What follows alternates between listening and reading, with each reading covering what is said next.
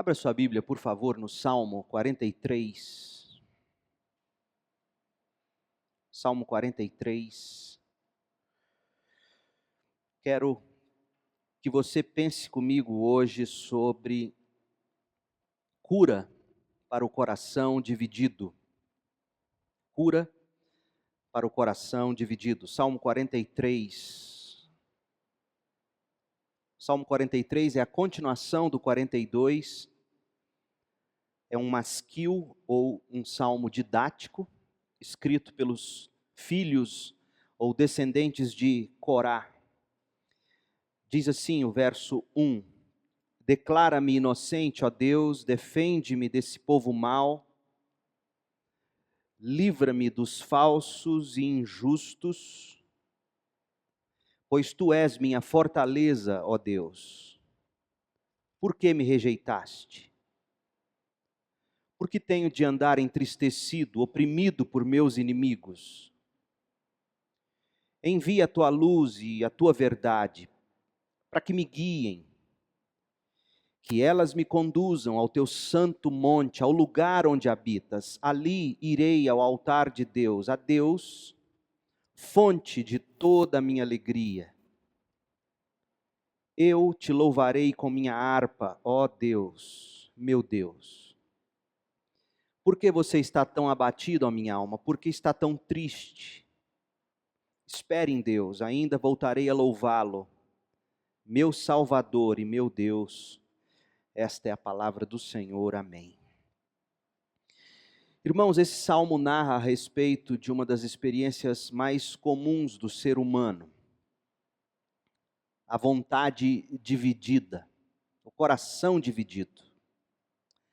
Nós observamos na semana passada que parte do coração do salmista teme a Deus. Se você não ouviu a mensagem, eu recomendo que você possa visitar o site da igreja ou o canal no YouTube. E nós gastamos bastante tempo falando desse coração do salmista que ora, teme a Deus, recorre a Deus, busca a Deus, refugia-se em Deus.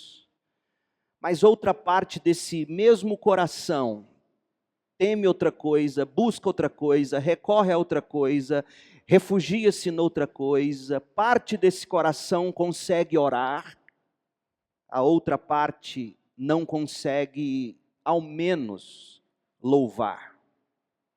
Parte do coração do salmista quer sentir a presença de Deus.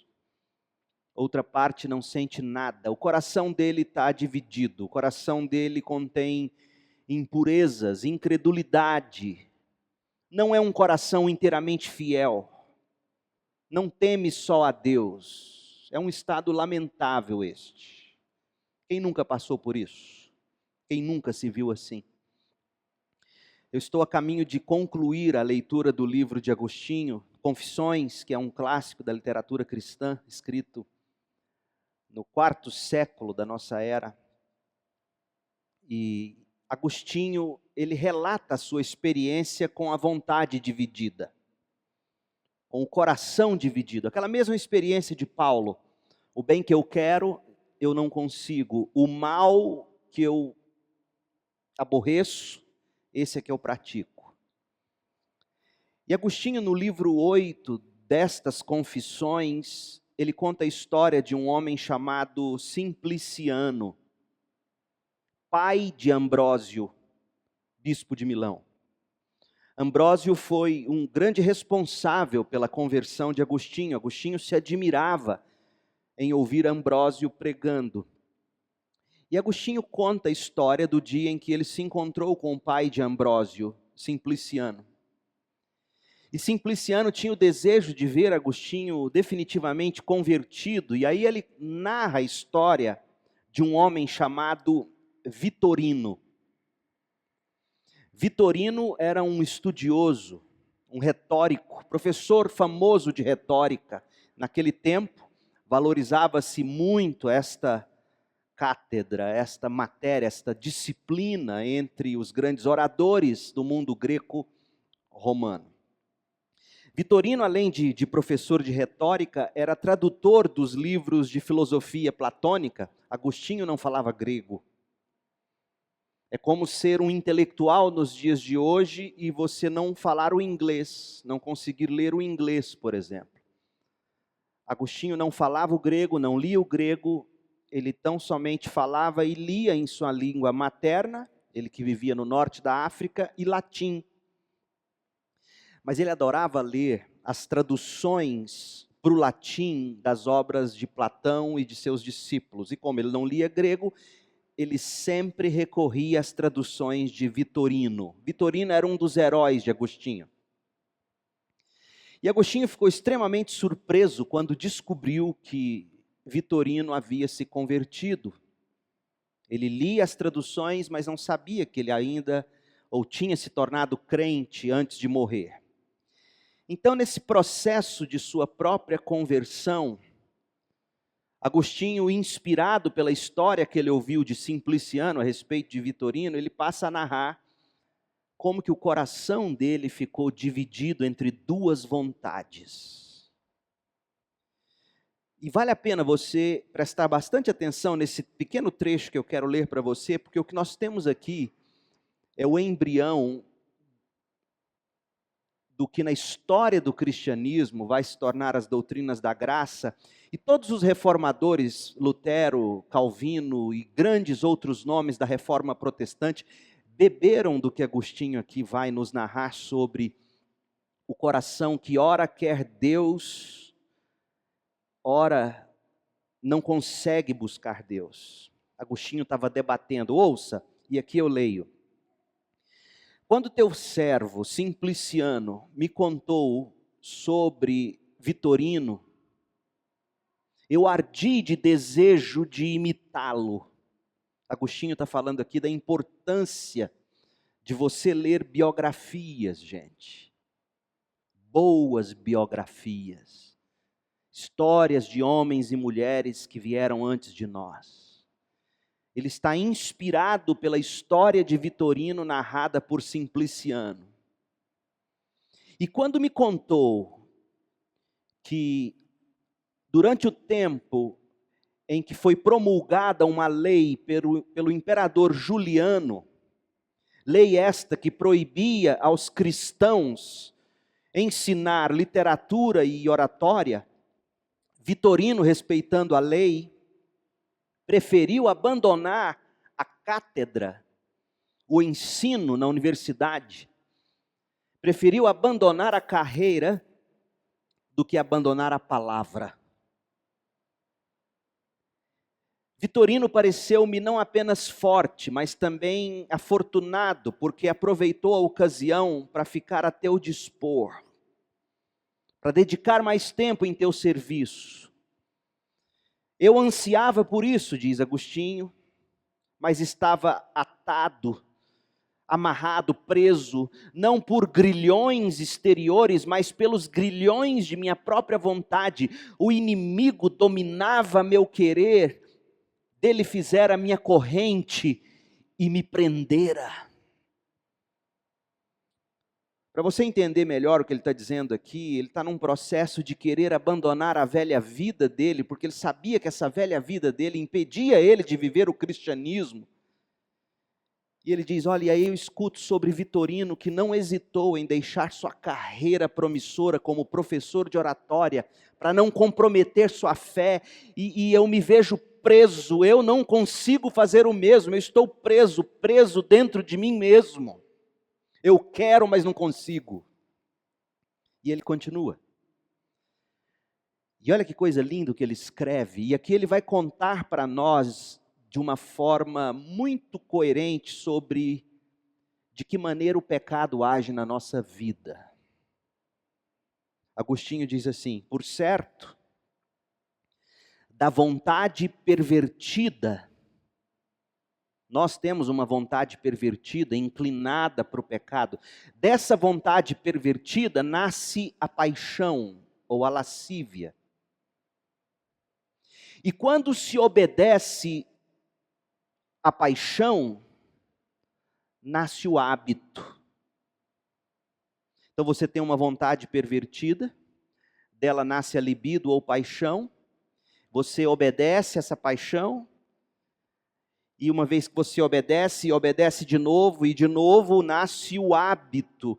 E quando não se resiste ao hábito, nasce a necessidade. E aí você se vê com aquela necessidade de pecar de novo para ser feliz. Por todos eles, como anéis entrelaçados, por isso falo em correntes, uma dura escravidão me mantinha prisioneiro. Mas a nova vontade que começava a surgir em mim, pela qual queria te servir e desfrutar de ti, único prazer seguro, ainda não estava pronta para vencer aquela vontade anterior, fortalecida pelo tempo do hábito. É ou não é assim, gente? Você vem cedendo à sua vontade pervertida, vem praticando suas paixões, as paixões faz nascer o hábito, e o hábito começa a dizer para você que é uma necessidade, e quanto mais você vive nesse ciclo, mais difícil você se ver livre dessa corrente.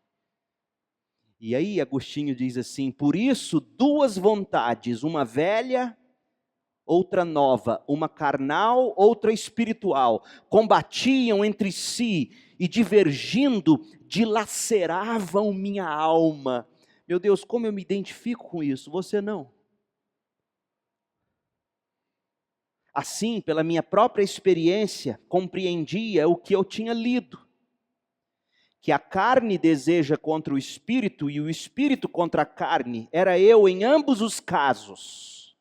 Mas eu, porém, naquilo que aprovava em mim, isto é, querer fazer o bem, mais nisso do que naquilo que em mim eu desprezava, que era fazer o mal.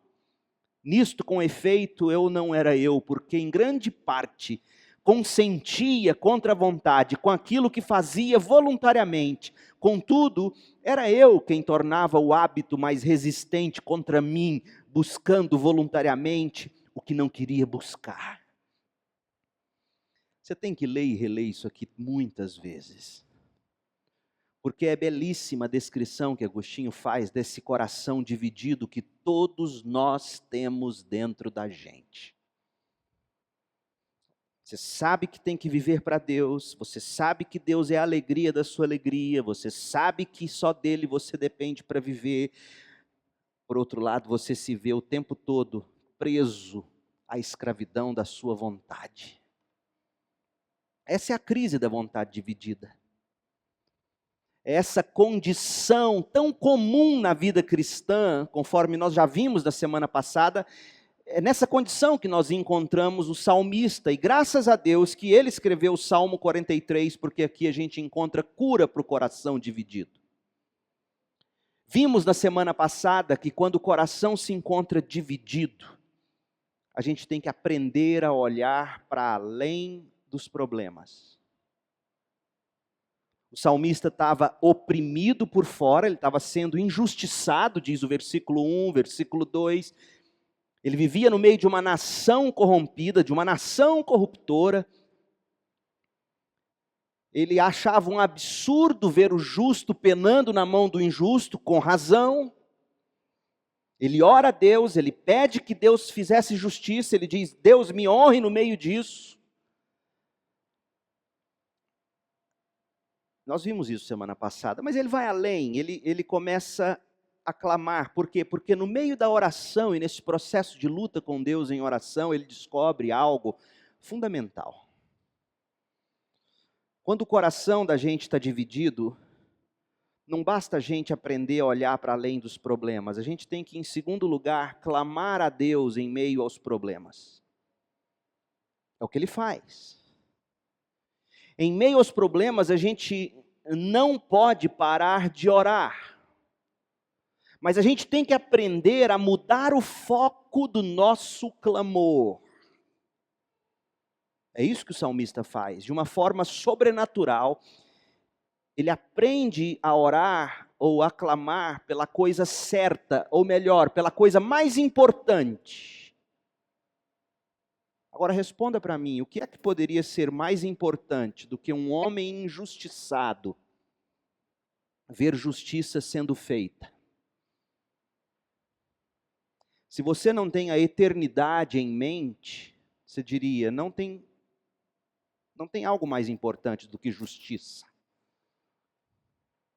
O problema é que nós não vivemos apenas esta vida. Paulo diz que se nós esperarmos apenas dessa existência, nós somos os maiores dos miseráveis. O salmista aprende que havia uma coisa mais importante pela qual ele deveria orar em meio àqueles problemas. E ele descobre em meio àqueles problemas que quanto mais ele focava na injustiça, quanto mais ele focava no problema que era real, que era legítimo o desejo de se ver livre daquilo, óbvio, mas ele descobre que quanto mais ele focava no problema, mais a alma dele perdia satisfação em Deus. O verso 5 nos diz que, conquanto ele cria que voltaria a louvar, ele está declarando para nós que naquele momento ele só tinha fé de que voltaria a louvar, porque naquele momento ele não conseguia louvar. O salmista, no meio dos seus problemas, ele é honesto consigo mesmo e ele chega à seguinte conclusão: Deus, quanto mais eu olho para o injusto e quanto mais eu busco justiça, mais eu esqueço da minha alma e mais eu estou perdendo a satisfação em Ti. Irmãos, o que há de mais importante na vida de um cristão não é a cura física, conquanto seja legítimo pedir por ela. A coisa mais importante não é a nossa honra diante dos homens. A coisa mais importante não é nós darmos a volta por cima dos problemas. Diante da eternidade, nada disso vale se o nosso coração não tiver aprendido a se satisfazer em Deus e plenamente em Deus. Nada valerá se a gente continuar sadios, prósperos, num país onde a justiça prevalece. Nada disso valerá à luz da eternidade se nós seguirmos a vida idolatrando o bem-estar, idolatrando a saúde, idolatrando os diplomas, idolatrando a carreira, idolatrando qualquer outra coisa passageira desta vida, mesmo que todas elas sejam legítimas. A coisa mais importante para o crente, portanto, não é a cura física, não é a honra, não é a volta por cima. É a satisfação dele em Deus. A batalha do crente, gente, nunca é simplesmente pela cura do câncer, por exemplo. Do que adianta Deus te curar do câncer se você sai do câncer mais idólatra do que quando começou? Idolatrando saúde, idolatrando essa vida, idolatrando essas coisas, idolatrando. A batalha do crente nunca é simplesmente pela resolução de um problema, de um conflito. Não é simplesmente pela libertação financeira, pela boa criação dos filhos. Não! A luta do crente, a batalha do crente, é pelo que nós vemos o salmista lutando aqui no Salmo. E é o que eu quero que você note comigo agora. Note que a partir do versículo 2... o salmista nunca mais pede por justiça. Ele pediu no verso 1, ele constatou no verso 1, melhor dizendo, ele pede no verso 2 e eu tenho para mim que no meio disso tudo, ele cai em si e diz, espera aí, quanto mais eu foco na injustiça, quanto mais eu peço para Deus resolver meus problemas, eu estou percebendo algo muito estranho, minha alma não tem louvado. Eu estou ressecando por dentro. Eu estou morrendo. E aí ele clama pela coisa certa. Olha o que ele pede no verso 3. Envia a tua luz e a tua verdade para que me guiem. Que a tua luz e que a tua verdade me conduzam aonde? Me conduzam ao tribunal de justiça, onde lá tem um justo juiz. Aonde o salmista quer chegar? Aonde que ele deseja chegar através da luz e da verdade de Deus que deve guiá-lo? Me conduzam ao teu santo monte, ao lugar onde habitas. Deus, eu quero a tua presença. A tua presença é melhor do que a justiça nessa terra. Ali, verso 4, irei ao altar de Deus, a Deus, fonte de toda a minha alegria, fonte de toda a minha alegria. Deus, fonte de toda a minha alegria. Se você quiser entender melhor, é uma expressão muito interessante no hebraico essa aqui, que significa assim: Deus, a alegria da minha alegria. Quando eu era menino, eu me lembro quando começou a aparecer ovos de Páscoa com recheio dentro.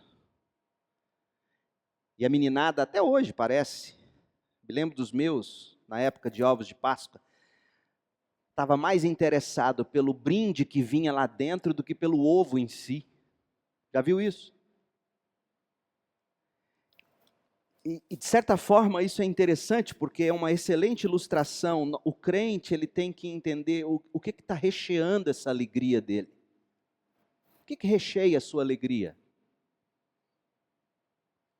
O que recheia a sua alegria revela aquilo que você verdadeiramente adora.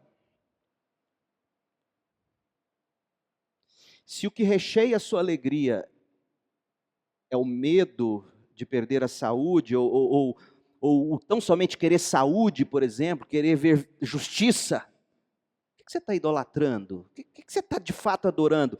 O salmista pega e fala assim: Deus, espera um pouquinho, eu estou num escuro aqui, eu estou sem saber para onde ir, eu preciso de luz, eu quero iluminação para os meus passos. Eu quero luz para os meus caminhos. Eu me perdi no meio dessa injustiça. Eu me vi amargando a minha alma. Eu estou perdido. Eu quero luz. Eu quero verdade. Porque eu quero que essa luz e essa verdade me conduzam ao lugar de onde eu nunca deveria ter saído, a tua presença.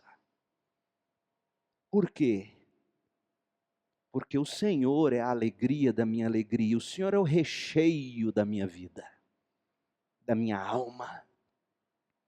Eu te louvarei com minha harpa. Eu parei de tocar minha harpa está lá no canto da casa, criando poeira, telha de aranha. Minha harpa virou cabide de toalha molhada.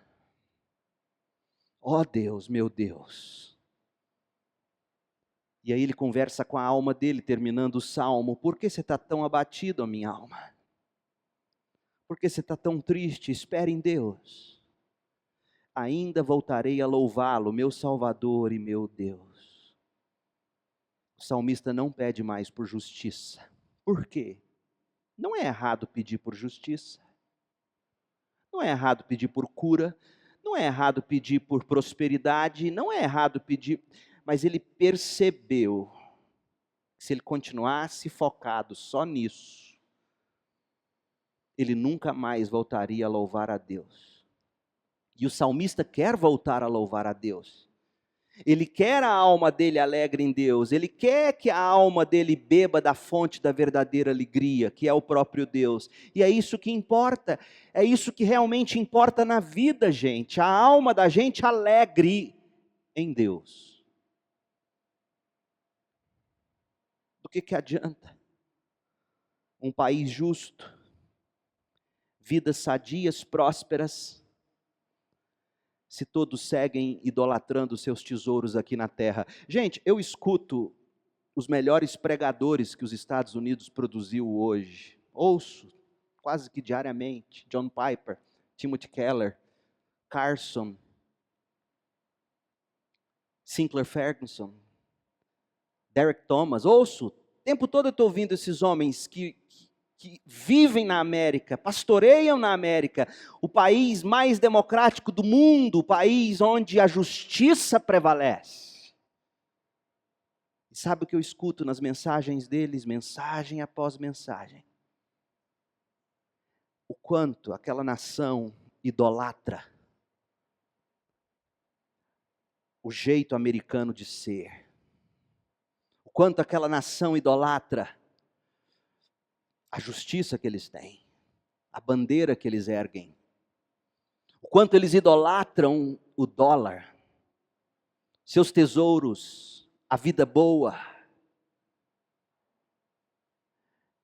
Meu povo, o salmista está dando uma lição tremenda para nós. Melhor do que viver num país onde existe justiça, é ter um coração que nunca deixou a presença de Deus. Porque é muito fácil você se perder num país onde a justiça impera, se o seu coração não está em Deus. É fácil demais. Em meio aos problemas, o salmista parou de clamar pelos problemas e começou a clamar pela saúde da alma dele. Não deixe de ver isso. Ele queria voltar a louvar a Deus, ele queria estar alegre e satisfeito em Deus, ele queria pegar a harpa dele de novo, ele queria desempoeirar a harpa, afinar a harpa, voltar a tocar sua harpa, voltar a compor seus hinos, voltar a cantar com a alma vibrando de novo, era isso que ele queria. E aí ele clama, ele quer luz, ele quer verdade. Por que ele quer luz? Porque ele estava no escuro. Por que ele quer verdade? Porque o coração dele estava acreditando em mentiras. E a mentira do coração dele era, a julgar pelo que a gente lê no Salmo, a mentira era o seguinte: basta Deus fazer justiça por você. E ele fala, não basta. Eu vou perder minha alma. Eu ganho a justiça e perco a minha alma. Eu não quero perder minha alma. Então ele quer verdade. Olha só, ele clama por direção para não se desviar do destino que importa, Deus. Ele quer luz, ele quer direção, não para o caminho da prosperidade, não para o caminho da saúde, não para o caminho da resolução dos conflitos. Ele quer caminho, ele quer luz para dirigir e levar ele aonde? Ao lugar onde Deus habita. Ele saiu de lá, ele quer voltar para lá, ao lugar de onde ele nunca deveria ter saído. Ele está no escuro dos problemas da própria alma dele. Quando ele pede por luz e por verdade, ele está orando igualzinho Paulo orou pelos Efésios, em Efésios 1,18. Quando Paulo pede a Deus, dizendo, Deus, ilumine os olhos do coração deles, para eles saberem a verdade. E qual é a verdade? A esperança concedida àqueles que Deus chamou, a rica e a gloriosa herança que o Senhor Deus deu ao seu povo escolhido. Essa é a verdade que importa. As bênçãos que nós já temos nas regiões celestes, mas a gente fica preso com a injustiça terrena. O salmista diz, essa não é a verdade. Resolver o problema na terra não é a verdade, conquanto seja importante. E não tem ninguém aqui, eu não estou pregando um pacifismo irresponsável, não é isso. Mas o salmista está indo tão fundo, que eu temo que a maioria de nós não perceba. Ele está dizendo, eu estou no escuro das minhas ilusões, guiado pelas mentiras do meu coração e da minha cultura. Deus, eu quero luz, eu quero que o teu Espírito ilumine os olhos do meu coração, eu quero que a tua verdade me mostre, a tua palavra me revele de fato o que é importante nesta vida. Ó Deus, envia-me a tua luz, eu quero ver. Ó Deus, eu quero ver a verdade das realidades espirituais nas regiões celestes que me aguardam. Deus, eu quero que essa verdade, esclarecida pela luz do teu Espírito, possa me guiar, me conduzir à tua presença de novo e de novo. Eu não quero me perder pelo caminho, Deus, eu não quero me desviar, não quero me amargurar, eu não quero alimentar ódio no coração, eu não quero ídolos, Eu quero o Senhor é a alegria da minha alegria. Então ilumina os olhos do meu coração, faça-me ver a verdade do Senhor revelada no Evangelho da glória e da graça de Deus, para que assim eu chegue seguro ao destino meu. É isso que ele está pedindo. Ele clama por direção. Ele quer sair do escuro. Outra coisa que ele clama por Cristo, para que os seus problemas não o fizessem perder o foco, Cristo. Olha o que ele diz no verso 4. Ali na tua presença irei ao teu altar, altar de Deus. Por que altar? Porque ninguém chega na presença de Deus se não passar por Cristo. Cristo é o nosso altar, Hebreus 13:10. Cristo é o nosso altar. Se não é por Jesus Cristo, se não é por fé na obra de Cristo, Ele, Deus que se fez carne, habitou entre nós, cheio de graça e de verdade, cheio da glória como Filho unigênito do Pai, viveu sem pecado, foi crucificado, o justo no lugar do injusto, morreu, foi sepultado, ressuscitou ao terceiro dia. Se você não crer nesse Evangelho, você não chegou ao altar. E se você não passar pelo altar, não tem como você chegar na presença de Deus, alegria de todas as alegrias. Por isso que o salmista está dizendo algo tão importante para a igreja evangélica extremamente politizada dos nossos dias. Uns de direita, outros de esquerda, e todo mundo esquecendo do altar, Cristo. O salmista está dizendo, Deus, sabe do que eu preciso? É do teu altar, porque se não for pelo teu altar, eu não chego na tua presença. Então ele quer Jesus, ele quer ver Deus em Cristo. Que lição, meu povo, quando o coração da gente está dividido por causa das opressões externas e das dúvidas internas, a gente tem que clamar a Deus e dizer, Deus, tire os olhos dos problemas, Deus, me ajude a ver de fato o que está acontecendo com a minha alma, eu estou perdendo minha alma, eu estou no escuro, eu estou sendo guiado por mentiras, quando comparadas à eternidade. Sabe quais são as grandes mentiras dessa vida? Tantas vezes são coisas legítimas, que Hebreus chama de embaraços. Não é pecado necessariamente, mas são embaraços, pesos que nos impedem de correr a corrida. O salmista diz, eu não sou um promotor de justiça social, eu sou um servo de Deus e eu estou vendo minha alma morrendo em meio a tudo isso. Eu quero luz, eu quero sair dessa escuridão, eu quero a verdade, eu quero ser guiado pela verdade. Eu preciso do altar, eu preciso da cruz, eu preciso de Jesus que me leva a Deus, que me une de volta a Deus. 1 de Pedro 3,18, Cristo morre para nos levar de volta a Deus, a alegria da nossa alegria. É isso que a gente tem que orar no meio dos problemas. E vamos ser honestos, é assim que a gente ora? Não é assim. Vem o diagnóstico, câncer. A gente corre para o Google e pesquisa, e lê todas as bulas e receitas, e consulta tudo quanto é médico, e faz campanha, e nada de errado, ora mesmo, ora, Senhor, cura-me desse câncer, mas olha, não ponha seus olhos no câncer, olhe para além desse câncer. Como é que está a sua alma no meio desse câncer? Como é que vai ficar a sua alma depois que Deus te curar desse câncer? Pelo que você vai viver quando Deus te curar? Como você vai viver sua vida?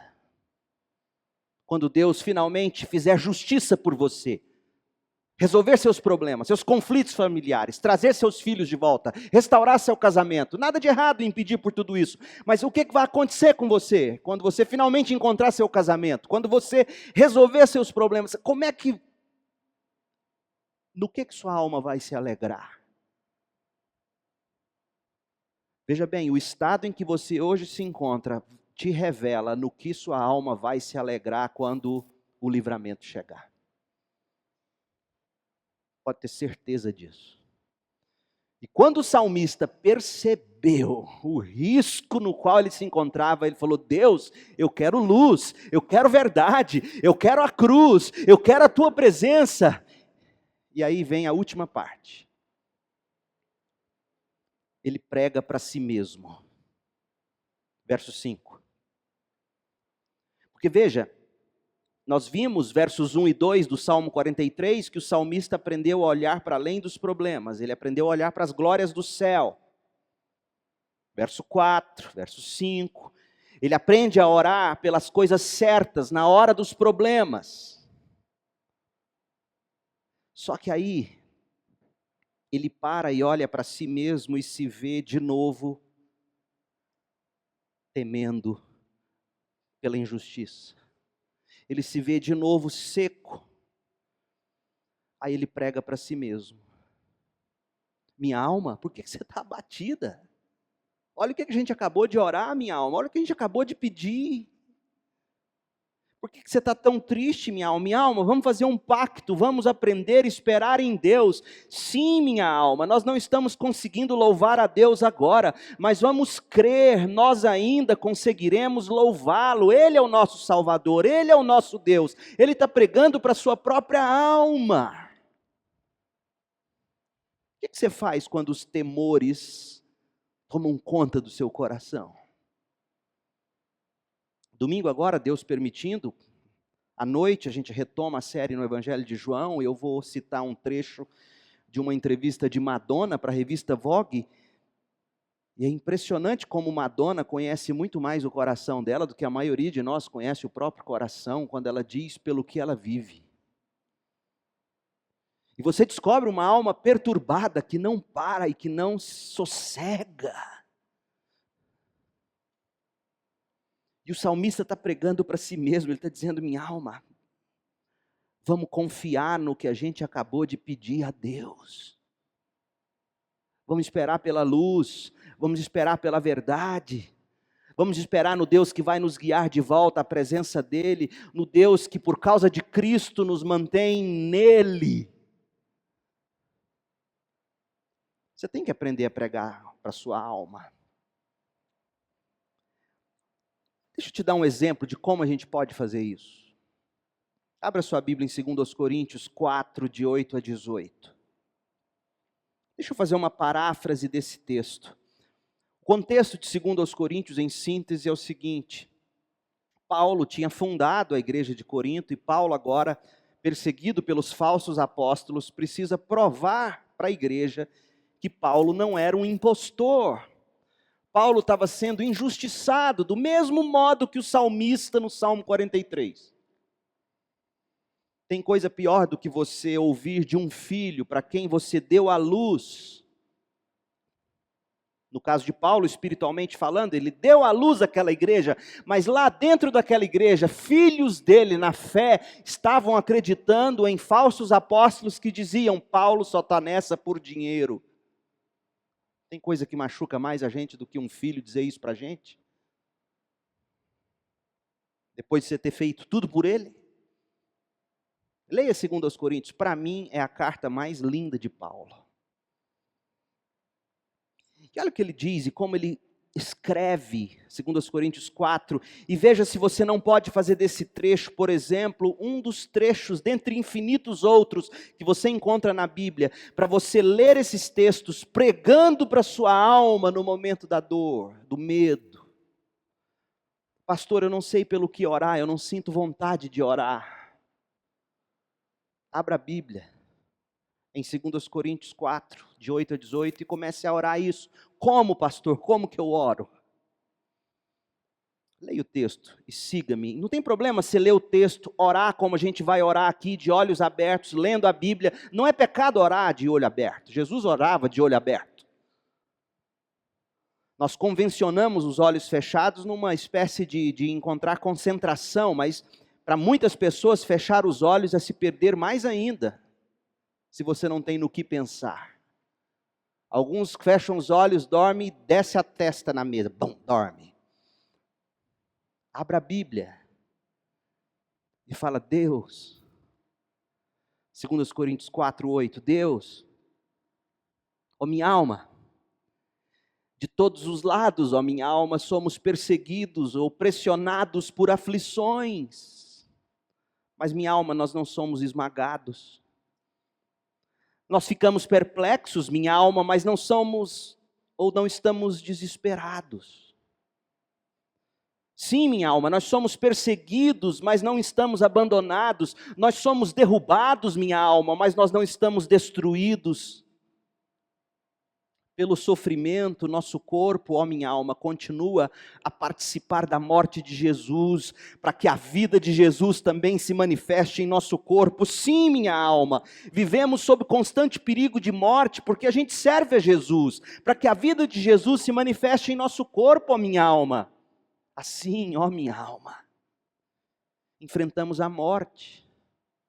Mas que é a morte? Isso resulta em vida para nós e para os outros, para quem a gente prega. Vamos continuar a pregar, ó minha alma, porque temos o mesmo tipo de fé mencionada nas Escrituras. Cria em Deus, por isso falei. Nós sabemos, ó minha alma, que Deus, que ressuscitou o Senhor Jesus, também nos ressuscitará com Jesus e nos apresentará a Ele junto com todos os santos. Tudo isso, minha alma, é para o nosso bem e para o bem daqueles para quem a gente prega. E à medida que a graça alcançar mais pessoas, minha alma, haverá muitas ações de graças e Deus receberá cada vez mais glória. Por isso, ó minha alma, nunca desistimos, ainda que nosso exterior esteja morrendo, nosso interior está sendo renovado a cada dia, ó minha alma.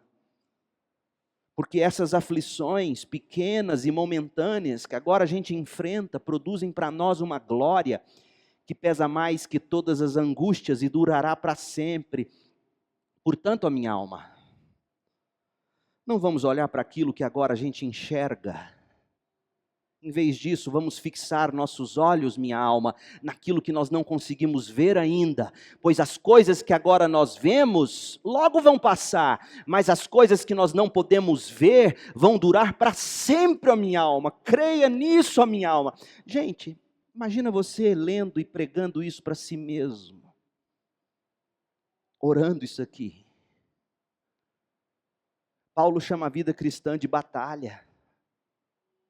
A vida está muito mais, a vida com Cristo está muito mais para crentes de coturno do que para crentes com chinela havaiana, mostrando o dedão que foi pintado na manicure, unha francesa. Por que a Bíblia fala que os pés dos que anunciam o Evangelho são formosos? Aqueles eram pés rachados, sujos, unhas quebradas, de tanto caminhar com aquelas sandálias antigas de couro naqueles desertos rochosos. Eram pés trincados, rachados, machucados, mas que são belos para Deus. Como nós invertemos tudo, como nós precisamos aprender a pregar para a nossa alma, dizendo: minha alma, vamos pedir luz, vamos pedir verdade, porque vamos ser honestos, minha alma, nós já abandonamos a presença de Deus há muito tempo, em nome da justiça. Nós já aposentamos a harpa, minha alma, a gente não canta mais.